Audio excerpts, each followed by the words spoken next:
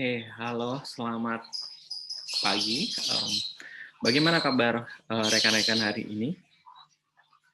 Semoga selalu dalam keadaan sehat. Ya, pada kesempatan kali ini em, kita masih dalam kelas yang sama, yaitu mata kuliah statistik sosial dasar.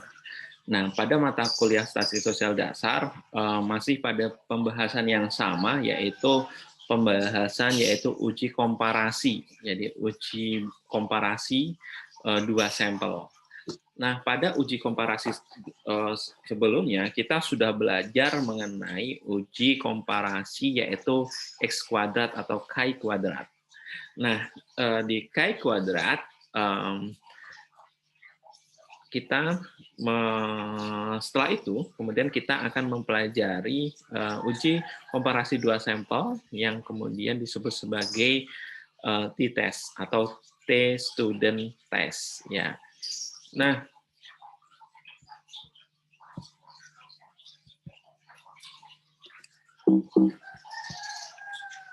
oke, maaf. Nah, case student test atau kemudian orang biasa menyebutnya sebagai t-test, ini merupakan uji komparasi dua sampel yang dimana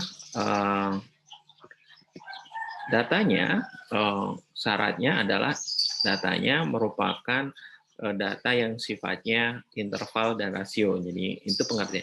Analisis statistik yang sifatnya juga analisis parametris digunakan untuk menguji hipotesis komparasi dua sampel bila datanya skalanya interval dan rasio. Nah, selanjutnya adalah adapun syarat untuk menggunakan uji t-test ini. Yang pertama jelas variabel X-nya atau variabel independennya itu harus pada skala nominal dan ordinal. Atau kemudian kita kenal dengan skala kategoris. Ya. Yang kedua, variabel X dependent, X-nya, Y-nya itu berskala pada rasio dan interval. Jadi yang kemudian kita hitung adalah yang rasio dan interval. T-test ini tergolong dalam uji perbandingan komparatif rata-rata kedua kelompok yang diuji berbeda secara signifikan atau tidak. Jadi hanya membuktikan ada perbedaan yang signifikan antara kelompok satu dengan kelompok lain.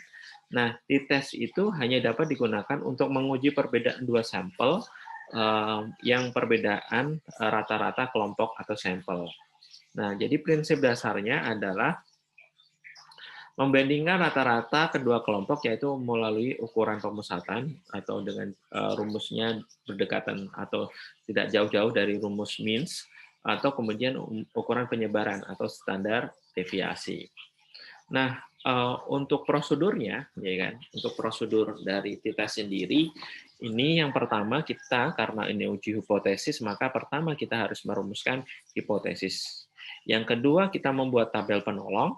Yang ketiga, kita memasukkan di dalam rumus. Yang keempat, kita menghitung DK.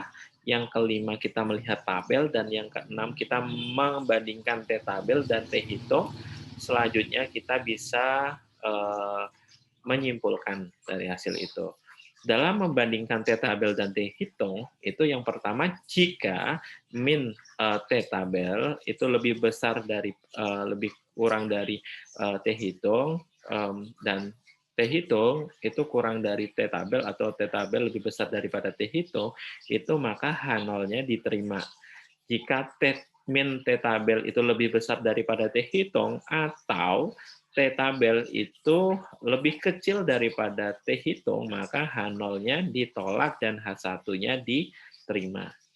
Oke.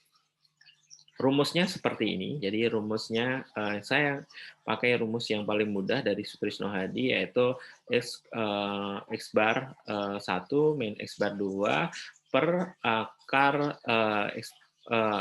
X bar sigma B kuadrat ber N min 1. X bar 1 itu rata-rata kelompok 1, X bar 2 rata-rata kelompok 2, N-nya itu jumlah total. Jadi jumlah total dari keseluruhan sampel yang diuji. Terus B kuadrat itu dari rata-rata penyimpangan dari rata-rata. Nah, kita masuk ke soal biar teman-teman paham dan sehingga bisa mengaplikasikan rumusnya atau kita mengaplikasikan menghitung di tes. Contoh soal, diketahui terdapat perbedaan hasil nilai dalam mengajar UAS mata kuliah statistik semester 2 mahasiswa SOSAN antara mahasiswa yang melalui jalur SBMPTN dan Mandiri. Dari ke-10 mahasiswa dapat diuji menggunakan uji statistik yang sama. Maka lakukanlah pengujian apakah ada perbedaan yang signifikan dengan data-data berikut ini. Ya, oke. Jadi datanya berikut ini. Nah, itu. Nah, pertama kita merumuskan hipotesis. Pertama, H0 tidak dapat perbedaan yang signifikan antara nilai statistik mahasiswa semester 2 baik melalui SBMPTN maupun Mandiri. Nah, itu pernyataan tidak signifikan. H1 itu ada perbedaan yang signifikan antara nilai statistik semester 2 baik melalui jalur SBMPTN maupun Mandiri. Selanjutnya kita membuat tabel penolong. Tabel penolongnya seperti ini. Ya. Kita masukkan tadi rumus ini, kita masukkan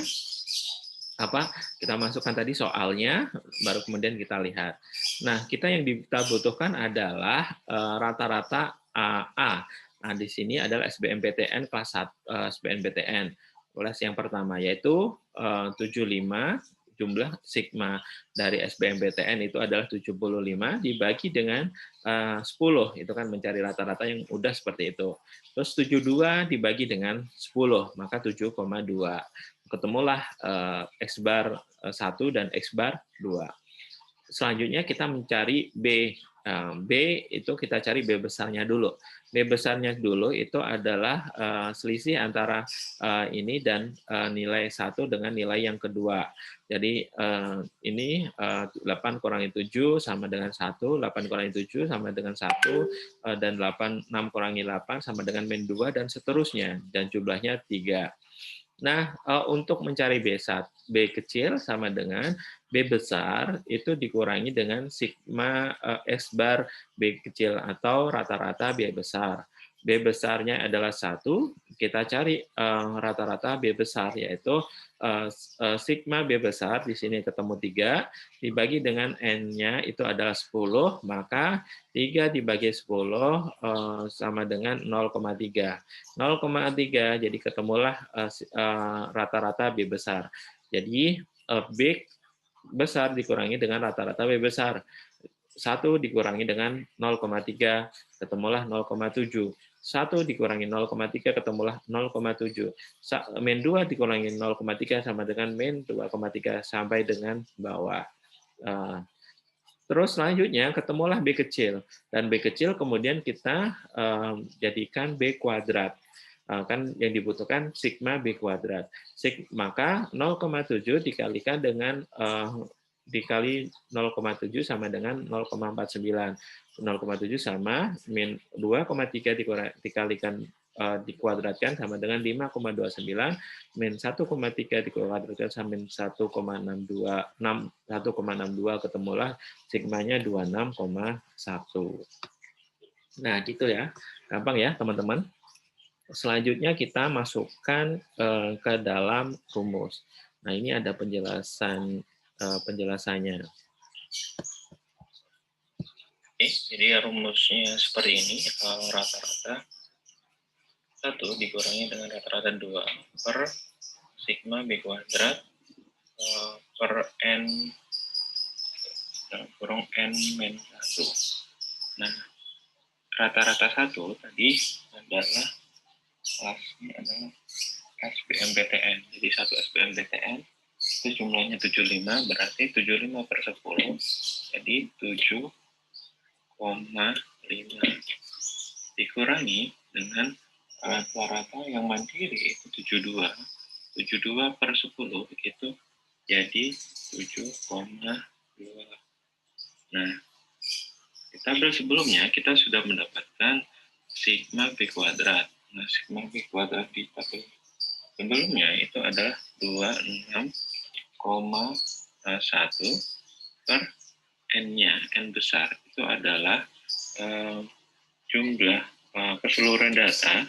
Nah, di sini ada 2 kelas, masing-masing grup itu kemudian ada 10, jadi masing 2 kali 10 sama dengan 20. 20 min 1. Nah, 0,3 per akar 26,1 per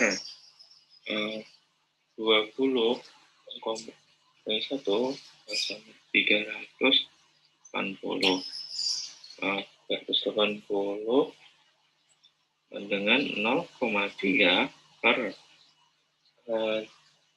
akar dari 26,1 per 380 itu sama dengan 0,26. Jadi T-nya itu 1,54.